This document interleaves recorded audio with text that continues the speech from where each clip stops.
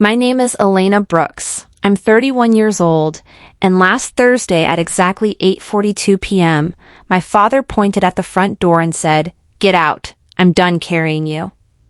He didn't raise his voice. That's what made it worse, just calm, cold, final. My stepbrother Marcus was leaning against the kitchen counter behind him, arms crossed, smirking like he'd been waiting for this moment his whole life. And his wife, Jenna, she didn't even try to hide it. She actually laughed. "Honestly," she said, adjusting the sleeve of her sweater, "you should have left years ago. You've been a burden long enough." A burden. That word stayed in the air like smoke. My father didn't correct her. He didn't defend me. He just looked at me like I was something he'd already thrown away. I stood there for a second, maybe two, trying to process how fast it had all escalated. Because this didn't start as a fight. It started as a conversation. It always starts like that.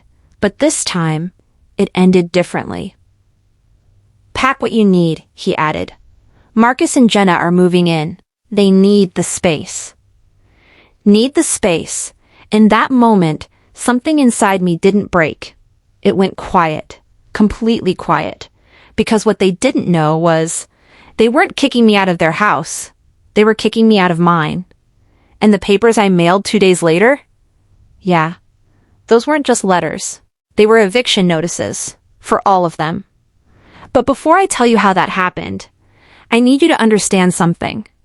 If you've ever been treated like the extra in your own family, like you didn't quite belong, like your presence was tolerated, not valued, stay with me.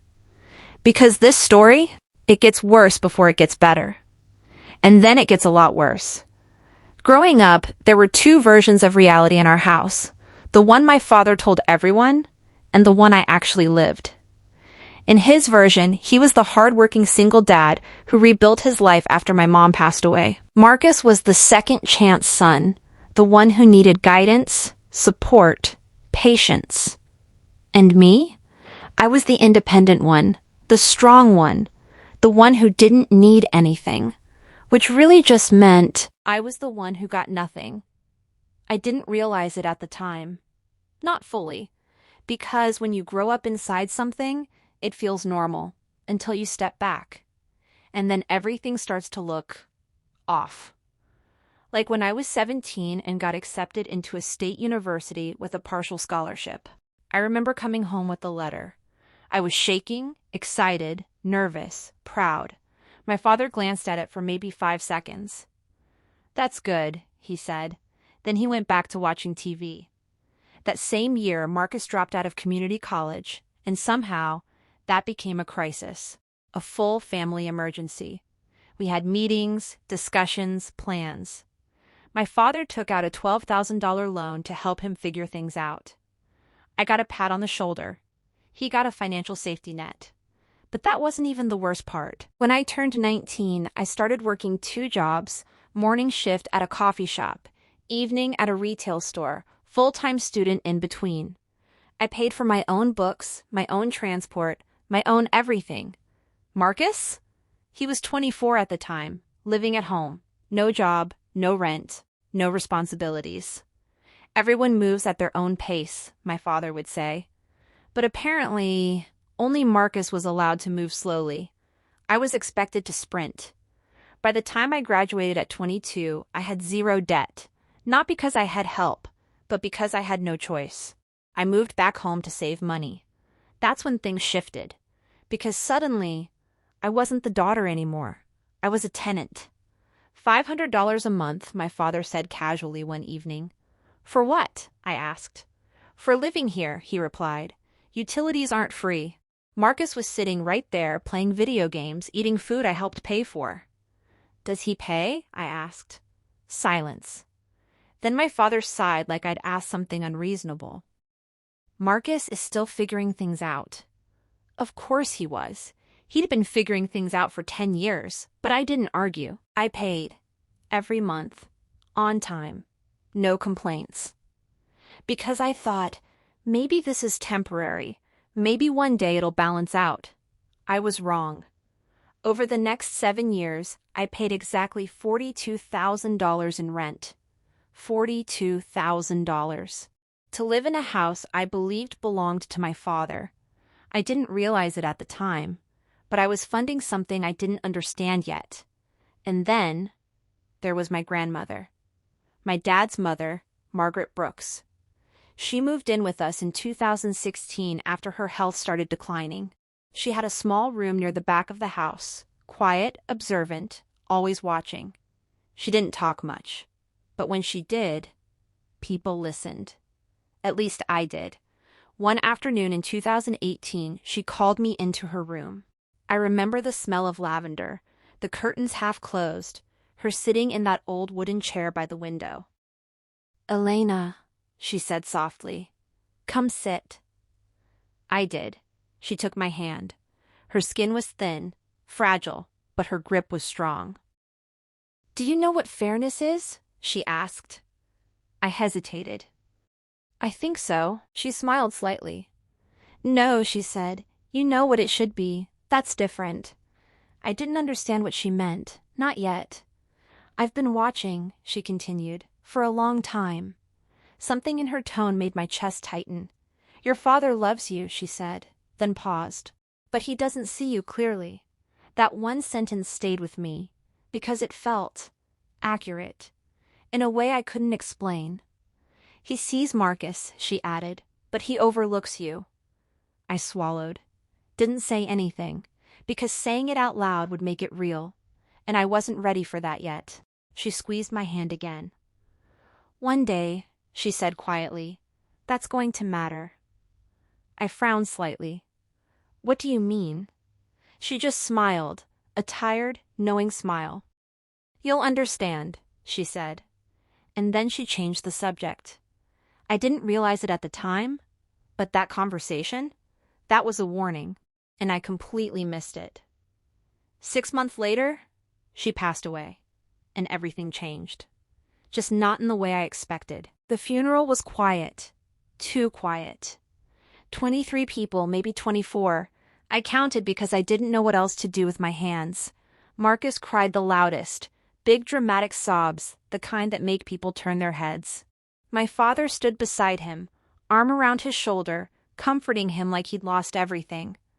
I stood on the other side, holding the program, reading the same 3 lines over and over again because no one was looking at me. No one asked how I was, not even once.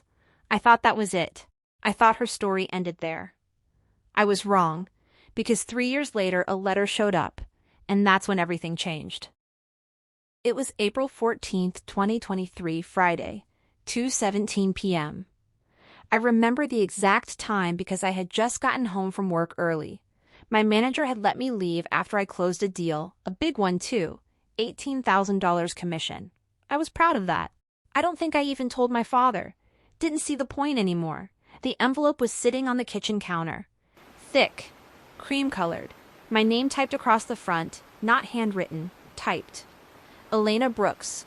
No family, no household, just me. That alone felt strange. I flipped it over. Law firm seal. Wellington and Pierce, attorneys at law. I didn't recognize it. For a second, I thought it was a mistake, or spam, or one of those generic notices you ignore. But something about the weight of it made me open it right there, standing in the kitchen. Marcus was in the living room. TV loud, controller clicking. Didn't even notice. I pulled the letter out, heavy paper, official, and then I read the first line. "Dear Ms. Brooks, pursuant to the irrevocable trust established by Margaret Brooks in 2009. I stopped breathing, actually stopped, because that name, Margaret Brooks, my grandmother. Ownership of the residential property located at 27 Ashton Drive is hereby transferred to you effective your 30th birthday. I blinked once, twice, read it again, slower this time. Full ownership transferred to you. My house? No, that didn't make sense. That couldn't be right. My father owned this house. He'd always said that, hadn't he? I kept reading. Legal language, dates, signatures, and then one line that made everything click into place. Lease estate granted to Daniel Brooks, permitting residence without ownership rights. Life estate. I didn't fully understand the term, but I understood enough. It meant he could live here, but it wasn't his. It was hers. And now it was mine. I didn't realize it at the time, but my entire reality had just shifted, quietly, without anyone else in that house even noticing. "What's that?" Marcus called from the living room. I folded the paper instinctively. "Nothing," I said. My voice sounded normal, which surprised me. "Just mail." He shrugged and went back to his game. That's when I knew. They had no idea. Not a clue. And something in me decided to keep it that way. For now. I went to my room, closed the door, locked it, and read the letter again, then again.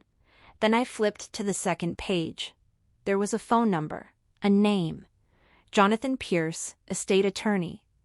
I stared at it for a long time, then I called. He picked up on the third ring. "Pierce, speaking." My throat felt dry. "Hi, my name is Elena Brooks. I think I received a letter from your office." There was a pause then. "Elena."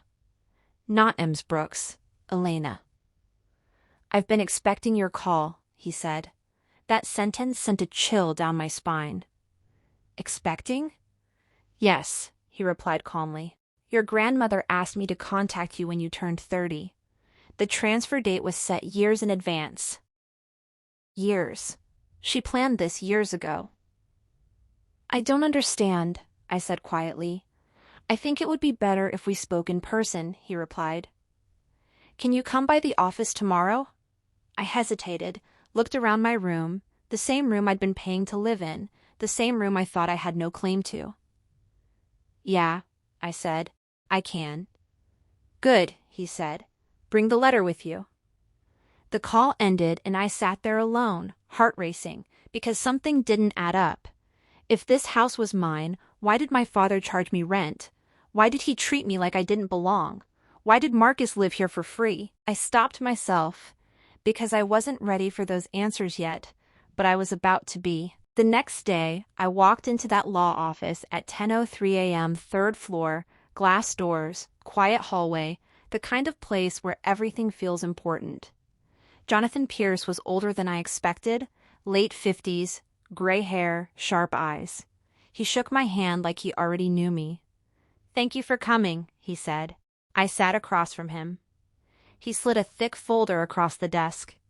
"Everything you need to understand is in there." My hands felt slightly unsteady as I opened it. Deed documents, trust paperwork, signatures, dates, and then there it was, the original purchase record. Margaret Brooks. Purchase price, $148,000. Paid in full. No mortgage, no loans, nothing. My grandmother owned this house outright from the beginning. "This was never your father's house," Jonathan said calmly. I looked up. "He's been living here under a life estate," he explained. "It allowed him to reside here legally, but he was never the owner." I stared at him, trying to process. "But he always said—" "I'm sure he did," Jonathan interrupted gently. "But legally, that was never the case." My chest felt tight, because suddenly everything started making sense. The control, the entitlement, the way decisions were made. None of it was backed by ownership, just assumption. "And when you turned 30, Jonathan continued, the trust executed automatically. Full ownership transferred to you." Silence. Heavy. Real. "So, right now," I said slowly, "this house is legally mine?" "Yes." No hesitation. No doubt. Just a simple answer that changed everything. I leaned back in the chair, staring at the documents, because in that moment I realized something terrifying. For years, I had been paying rent to live in my own house, and they didn't even know.